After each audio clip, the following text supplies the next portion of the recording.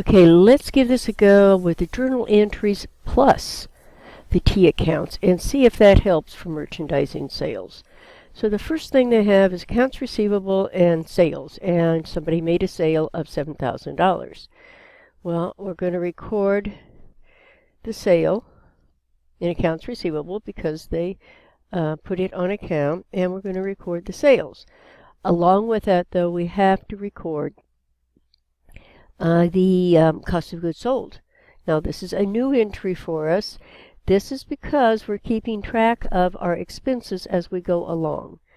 And the merchandise we sold cost us $5,000, and that's how it's recorded in inventory.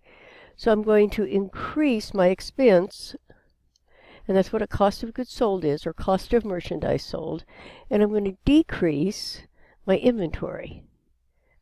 So everything's nice and neat.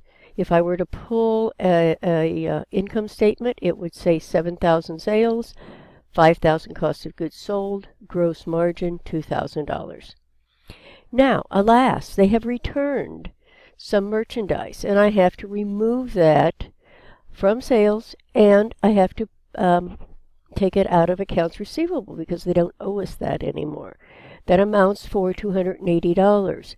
Sales returns and allowances will be deducted from sales on the income statement. So we are going to record $280 as a debit in sales returns, and we're going to take that $280 off of the accounts receivable. So now our customer doesn't owe that full $7,000.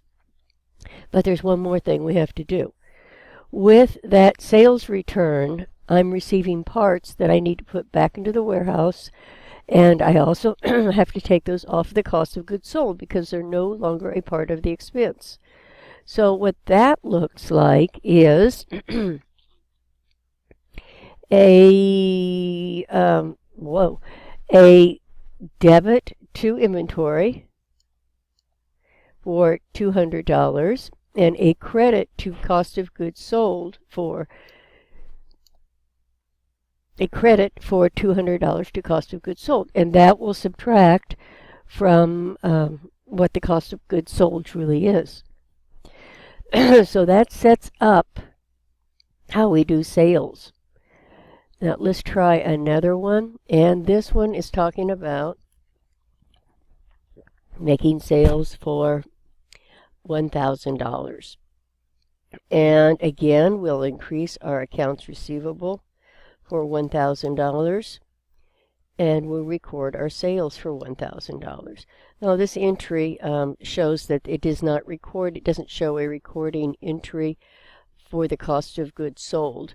If that entry were there, it would be a debit for cost of goods sold, let's say $800, and a deduction out of inventory for $800.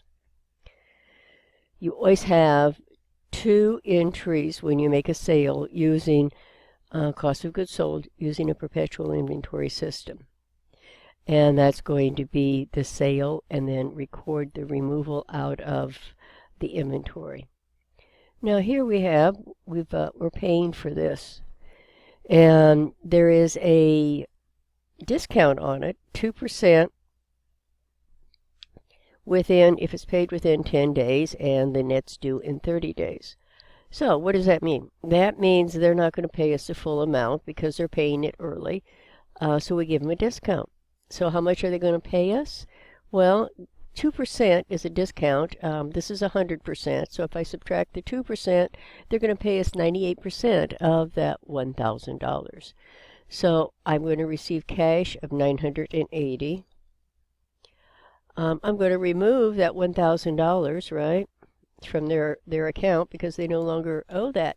Now you'll notice if I didn't have that discount in there, this entry would be out of balance.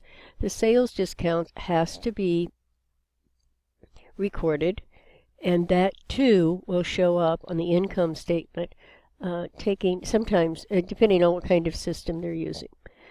But typically that will be a subtraction from sales or revenues. So everything is balanced and the accounts receivable has been removed for this customer. We've received our cash and the sales discount has been recorded.